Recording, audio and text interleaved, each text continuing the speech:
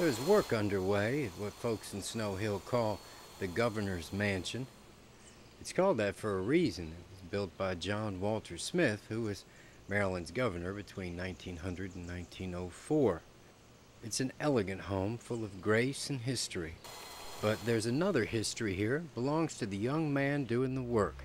His name is Chip Knock.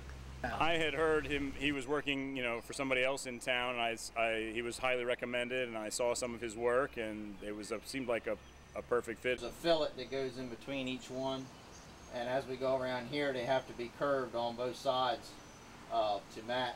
Kemp Wills knew he was lucky to find a master craftsman like Chip in Worcester County. What he didn't know is that mastery had been foretold decades ago. Chip Knock is a 17-year-old senior at Snow Hill High School. He'll never be one of those people who spend half of their life trying to find themselves. When Scorchy Tawes interviewed Chip in 1992, he wasn't very sure about going to college. Well, I'm keeping college in the back of my mind, but I'm really looking for an apprenticeship with a furniture maker. He did go to college and afterwards tried teaching industrial arts, but it wasn't for him. I decided after a very short time that teaching wasn't for me.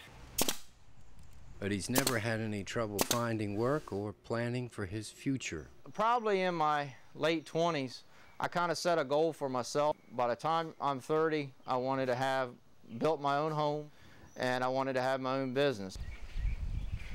All of which he accomplished, and then some, with 3 beautiful children by his one and only girl, Robin.